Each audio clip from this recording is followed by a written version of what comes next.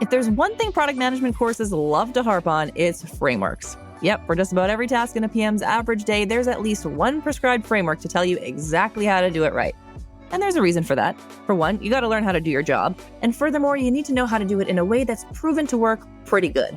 But there's a caveat, because frameworks can all too easily become a crutch, a way to think that we're in control of our outcomes. And that false sense of control isn't just misleading, it can also become a barrier to the results you really want. My guest today is Avrum Laurie, CPO of Felix Health. Having worked his way to the C-suite from his start as an IC product manager, Avrum is no stranger to the overflowing toy box of product development frameworks. Tried them all, learned from them, and at one time really enforced them with his own teams. But time and experience has shown that frameworks are tools that often get treated like laws. And while they're intended to empower product teams, the wrong mindset can lead to arrested development. Let's jump in. Welcome back to the Product Manager Podcast. Today we are with Avrum Laurie. Avrum, thank you so much for making the time. Thanks for having me. Really happy to be here. We'll start off how we always start off. I would love if you could tell us a little bit about your background and how you got to where you are today at Felix. So my name is Avrum Laurie, born and raised in Toronto. I went to U of T and studied computer engineering. Right out of school, I moved to Seattle, worked for Microsoft, and I started my career in product management. That was like the first job I ever had was product manager. 2.5 years later, I came back. I really missed home. And I also really wanted to support the, then burgeoning Canadian tech scene. So I worked at a startup called FreshBooks. They're like accounting and billing for small businesses. I was there for like about 7 years. I worked my way up to VP of product. Then I joined Wealthsimple. And so this was about 7 years ago. And when I joined, Wealthsimple, only had a single product, the robo-investor, and had about 200,000 to 300,000 users. Over the next 5 years, I oversaw the launch of, 4 new products, trade, crypto, cash, and tax. And then the ultimate unification of these products into just a single app used by then 2 million people around the time I left. And I think it's more than double since then. And then finally, I joined Felix Health, which is where I'm at now. And Felix provides on-demand treatment for everyday health issues. Think like ED, hair loss, weight loss, menopause, categories of health that historically had a lot of stigma, and we're trying to really remove that stigma and ultimately provide access to care to more and more Canadians. So that's kind of my career in a nutshell. That's a very impressive resume. So what we're about to talk about, we can take it all the more seriously because you really know what you're doing. Because today we have a bit of a hot take, which is not always the case on the show. Something the product world is maybe a little bit precious about, which is the product development frameworks, of which there are so many. So before we tear them apart, can you tell me a little bit about your kind of journey when it comes to frameworks, your initial enthusiasm for them, how you were kind of an evangelist and sort of the turning points that have changed things for you? So first, just to maybe level set a bit, when I talk about, product frameworks, I'm talking about things like jobs to be done or lean canvas or, a very well-defined generative or evaluative research process, or even something like a little bit more businessy, like a SWOT analysis or something. These are not inherently bad things. And I think especially early in my career and early in really anybody's career, I think these frameworks were and are super useful because they essentially help you structure your thinking when you don't have a lot of experience or pre-existing mental models to draw on. And so I think of them a little bit like training wheels, which ultimately help you learn to think critically, to think systematically, to think in a structured way. But I think that there's a point in time where the training wheels need to come off, right? And by that, I don't mean a full abandonment of the frameworks. They're not gone and buried. It's maybe just a more flexible and less rigid approach by taking, elements of frameworks and also just starting to exercise critical thinking in the absence of a framework, just being logical, critical, reflective. So the turning point that I noticed in my own career was when sort of instead of loosening things up and becoming more flexible, I was noticing that culturally frameworks were becoming dogma. They were like the way you do things. And in that regard, they actually reduce critical thinking. Blindly following any unquestioning dogma in any part of your life means that your brain is kind of shut off, right? You are going through the motions versus critically challenging, what is helpful and what is necessary on kind of a case-by-case basis. That's critical thinking too. Yeah, I would agree. I kind of see it almost like the difference between technical perfection and creative flexibility. There's sort of when you're learning how to play piano or something like that, you've got the drills, you've got, folks who are the technical perfection, you have to learn how to do things correctly. hand positioning, all that kind of stuff. And then over time, as you kind of internalize those kinds of systems and your brain wraps your mind around it, then that becomes something that it's almost like a language that you speak. I can totally follow what you're saying. And you know when to bend the rules, when to break the rules, and because you at least know the rules now. Yeah, I totally follow. Let's talk a little bit about the over intellectualization in product management around frameworks, around there's a lot of this kind of stuff. Like, there's the technical way to do things. And then there's sort of like we've kind of just talked about this sort of like language that you develop over time and experience. So do you have any anecdotes to kind of illustrate how this has impacted your teams or timelines where, maybe things have been too restrictive and caused an issue, or approaching something with more flexibility has been freeing? Yeah. I read a great Twitter X thread about this, which I have to give credit to Claire Vaux for, who wrote it. She's the CPTO at LaunchDarkly. That really, when I read it, succinctly captured a lot of my own thoughts, which is that like we need to stop rewarding the academic theater of PM best practices. I think she says something like, she says that, but she also said something like, we need to stop thinking like you can put insights into a magical PM framework and spit out great businesses on the other side. And so that's what I mean by sort of the over intellectualization. When product management or business theory, as encapsulated in some framework, becomes your only modus operandi. And in doing so, you become exceptionally bureaucratic, like everything becomes kind of formulaic and by the book, and therefore exceptionally slow. And you start to reward the wrong things, like you reward the successful execution of a framework versus like actually achieving meaningful impact on the customer or the business, which is like actually what matters. And like in terms of an anecdote that sort of illustrates how this phenomenon impacted my teams and timelines, I think that when I first became a leader and I was no longer just an IC, I was very guilty of embracing this academic theater. And it's funny because if I reflect on before that, like when I was an IC, I think I was like a pretty instinctual PM. I thought very critically but on my own terms, without sort of a heavy-handed adoption of framework. But when I started to have to lead other people, and especially, junior people, I couldn't just say like, just do what I do. Just like think critically. Just do that. It's like, that's not particularly helpful guidance to anybody. And so I started to lean more heavily on frameworks because they provided and they articulated a structure that I could use to scale decision-making to my own team and ensure sort of a consistent level of rigor and process was employed. And that's fine, right? There's nothing inherently bad about that until it's not fine, until the tail starts wagging the dog and the correct application of frameworks becomes the end as opposed to the means. And then all that bad stuff that I mentioned earlier starts to happen, right? You're slow, you're bureaucratic, you're formulaic, and, all these things. Funny that you mentioned that because I was just going to say, well, I feel like there's a pitfall there. Like there is definitely a level of guardrails that can be really helpful from a leadership perspective when you're trying to get everybody on the same bus and trying to drive at the same pace. But yeah, I can see what you're saying. Like there's definitely a point at which a tool can become sort of like it becomes an objective to just do the tool right rather than to use the tool effectively. Yeah. All you have is a hammer. Everything starts to look like a nail. So yeah, funny. People have said that a lot on the show lately. In your experience, how do frameworks create this false precision or false certainty? Because this is kind of an interesting concept to explore. Like you kind of touched on it when you first talked about it, that there is sort of this tendency to think of frameworks as being sort of like this formula for the perfect, if you follow this formula, then you're guaranteed, or this framework, you're guaranteed a perfect outcome, which we know is totally BS. So what are some of the alternative approaches that you've used to handle uncertainty? Yeah. So, look, startups are inherently risky ventures. Like most of them fail. And of course, naturally, people are always looking for ways to reduce or mitigate risk. And a framework is conceivably, one of the ways to do that, right? If it's like a tried and true process that has helped many a person develop and validate an approach. But like the thing you have to like remember is that like it never stops being risky, right?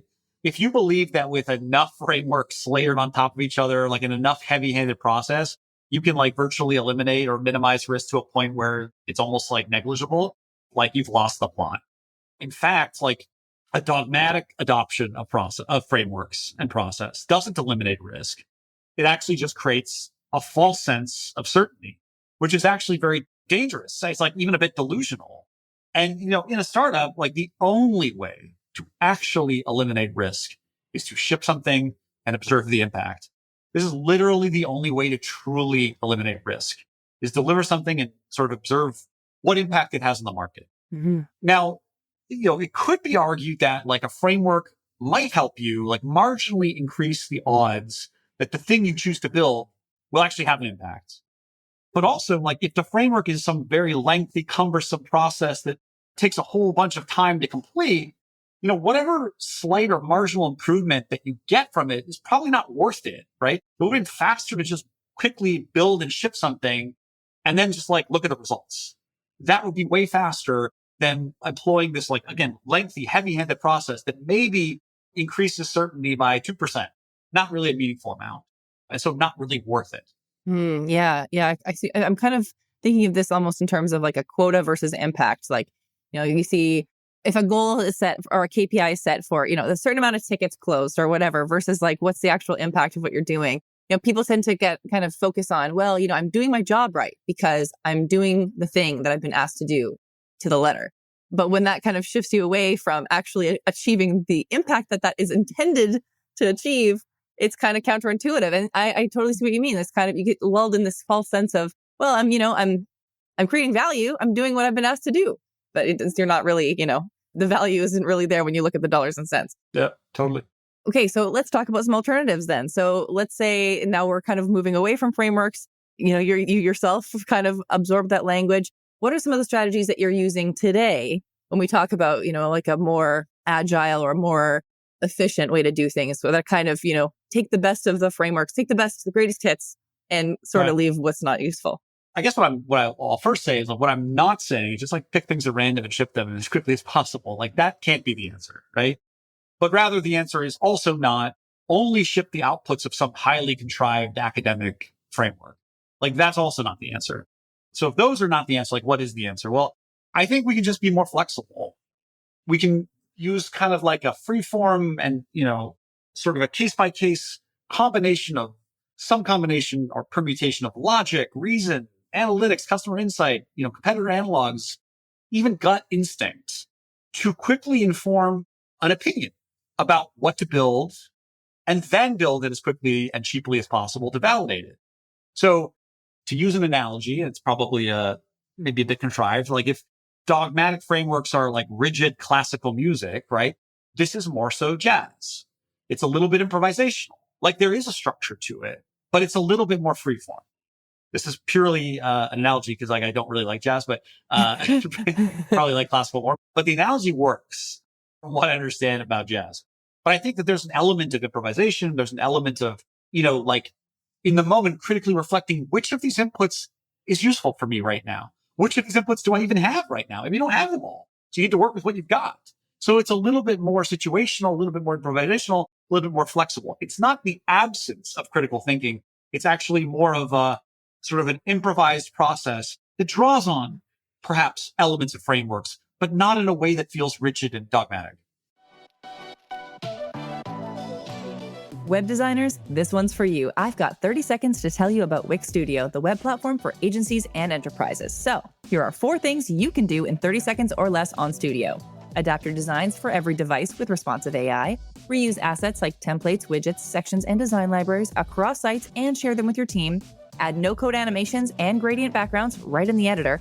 And export your designs from Figma to Wix Studio in just a click. Time's up, but the list keeps going. Step into Wix Studio and see for yourself.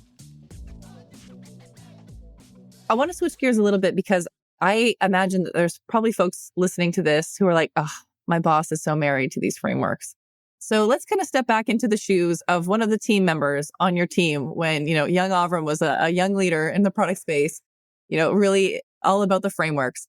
What advice would you offer to a PM who's kind of in that position of working in a team where there really is a lot of pressure to strictly follow a framework or justify every decision that they have to their executives?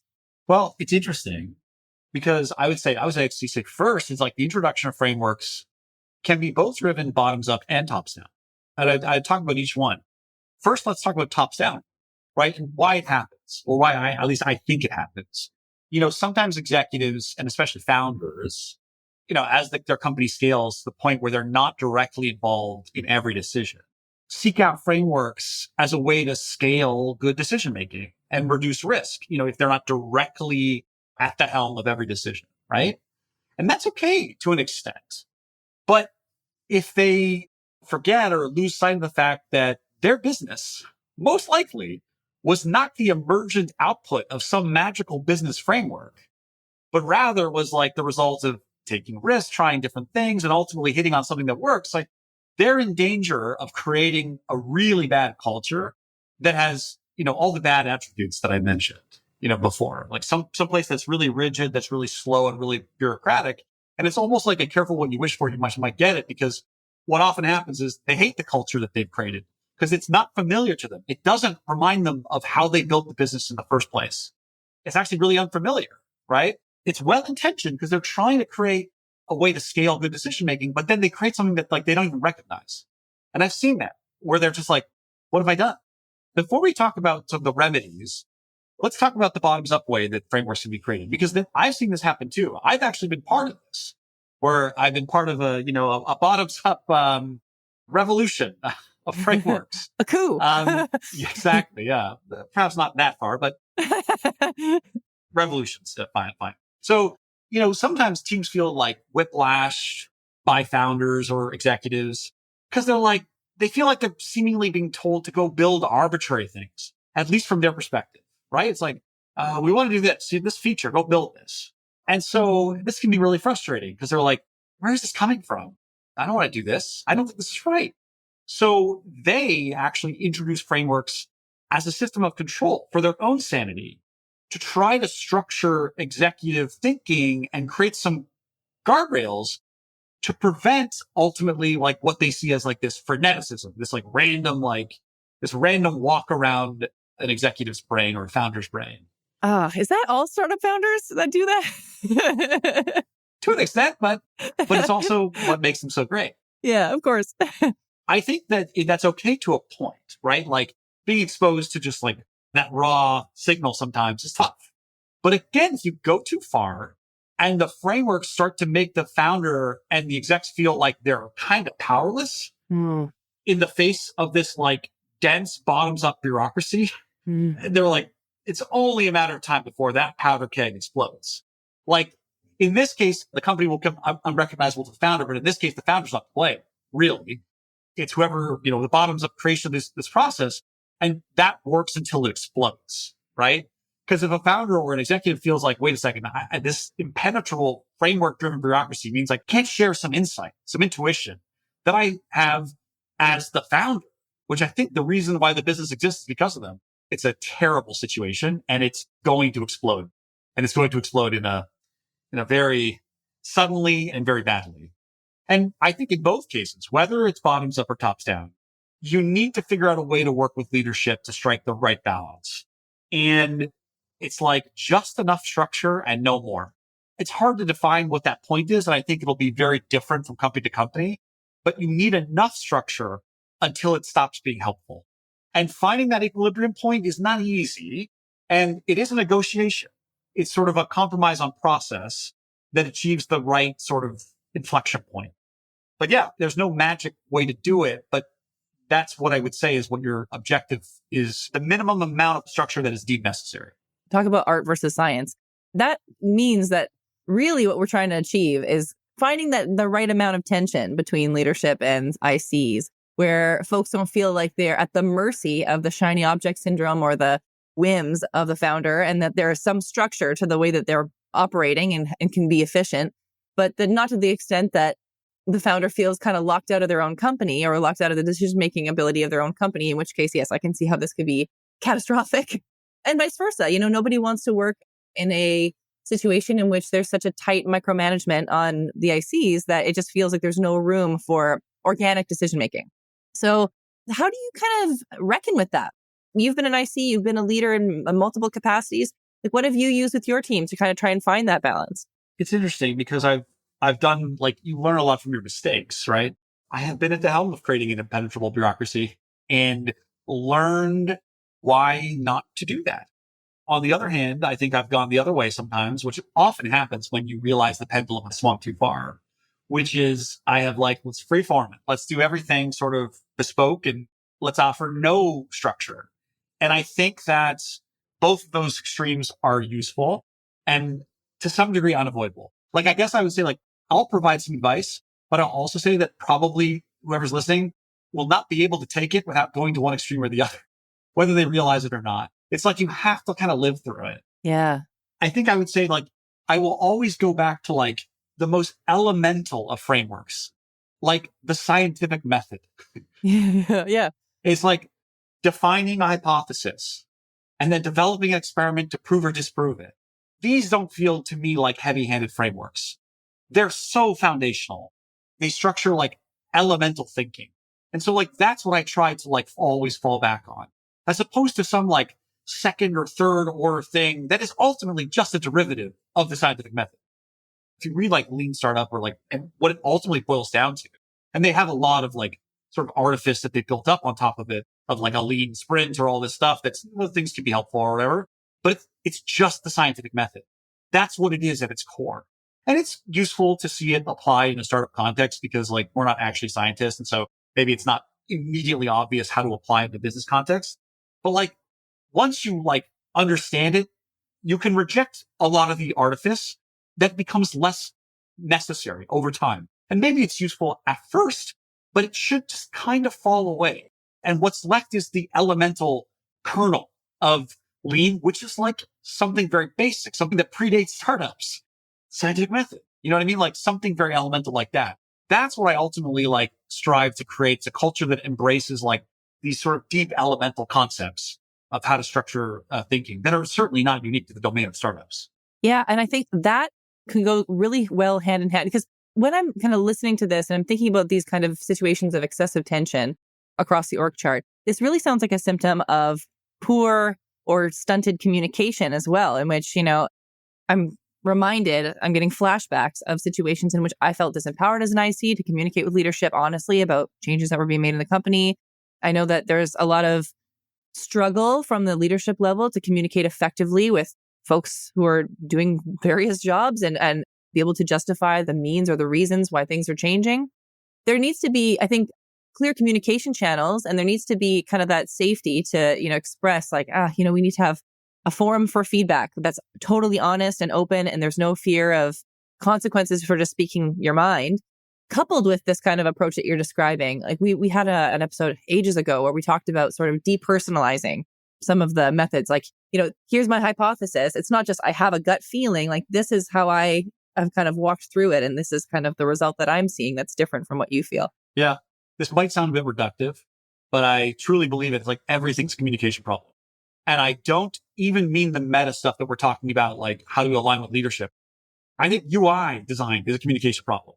If your UI is failing, it's because you are failing to communicate to the customer how to accomplish what they're trying to accomplish. It may be a visual communication mechanism or medium, but it is a communication problem. I think that like so much of what we do, both the meta and the mesa, fundamentally are communication problems. And maybe it's a little reductive, but it's like, I think it is at the core of so much of what is hard about what we do. I think that's a finger snap, mic drop moment, honestly. Like, you're so dead on. Communication problems are often at the heart of so many causes of tension or, you know, balls dropping or what have you. And so I think it's a really good way to look at things when things aren't working or when there seems to be some kind of a frustration internally of any kind. It's like, what's the communication problem that's sort of like at the root of this?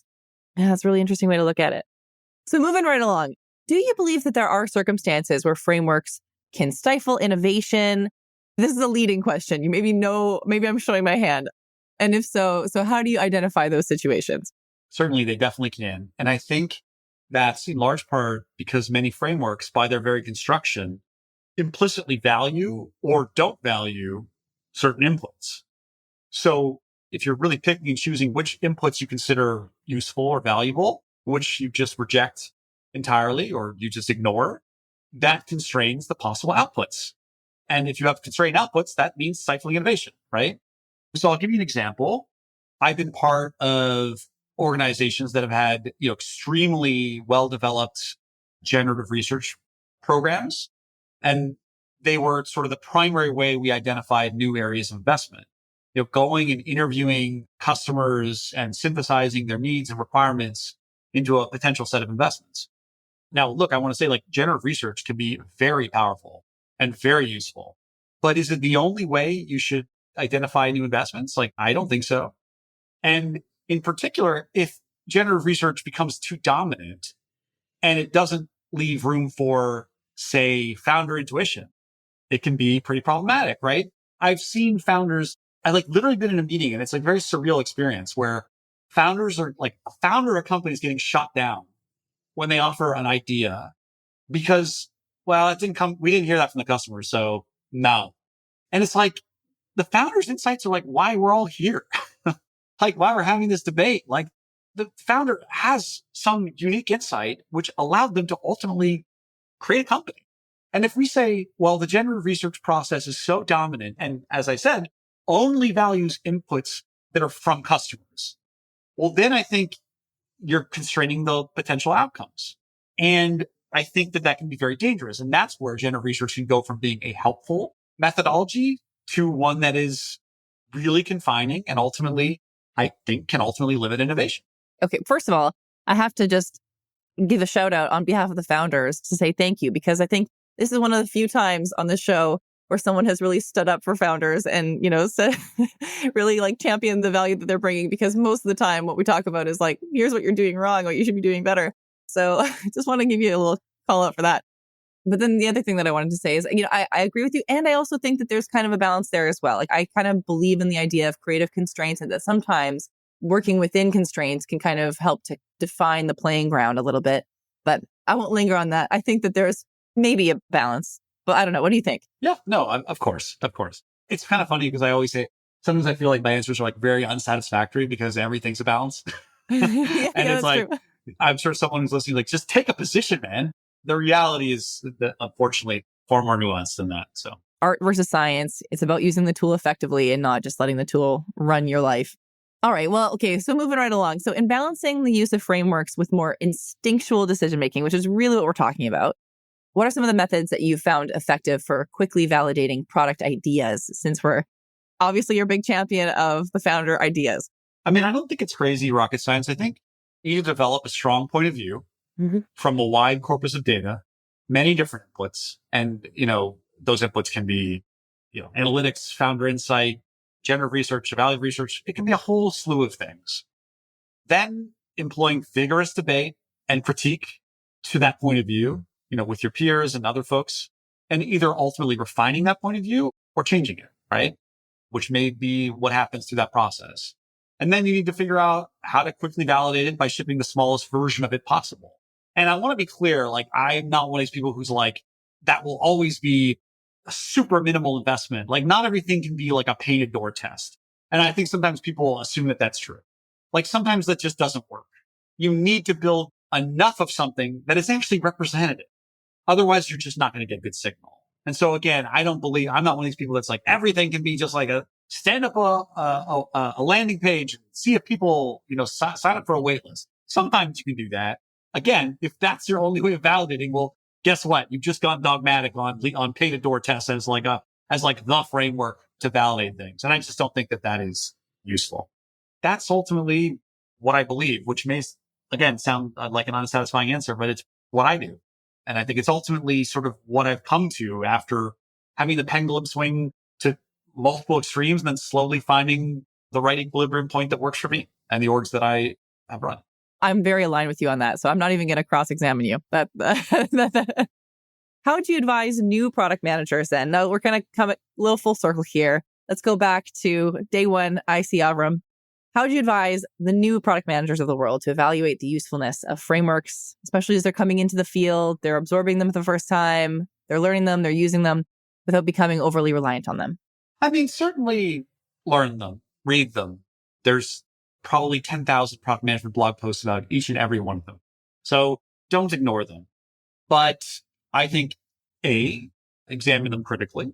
They are open to scrutiny as well. Like, as you're going through them and you say, like, if you find something that doesn't make sense, well, like, it might not make sense. It may be an instance where the framework doesn't work perfectly in every scenario. And that's okay.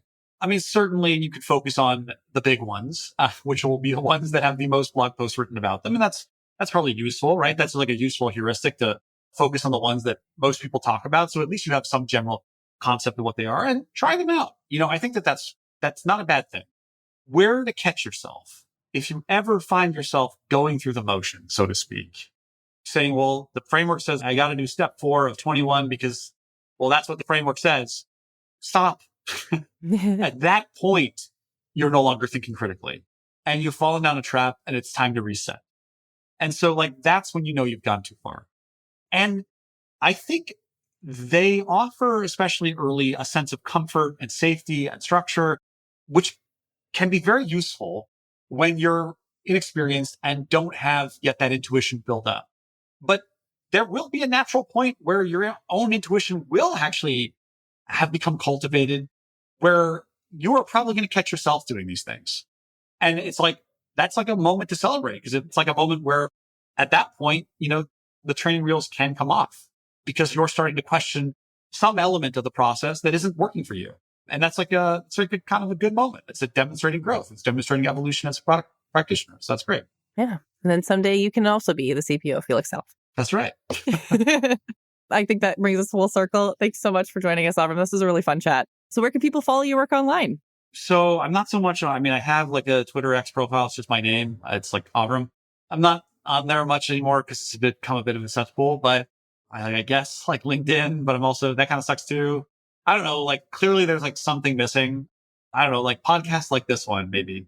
I don't know. I don't have a great answer for you on this one. Okay, well, maybe follow your X account and possibly follow your LinkedIn. Okay, that sounds great. Yeah, that's right. Maybe try Felix and Well Simple and FreshBooks if you have a need. That's what I'd say. Wow, someone should have a need for at least one of those things. Well, thanks so much, Avrum. This is great. Thanks so much. Thanks for listening in. For more great insights, how-to guides, and tool reviews, subscribe to our newsletter at theproductmanager.com/subscribe. You can hear more conversations like this by subscribing to The Product Manager wherever you get your podcasts.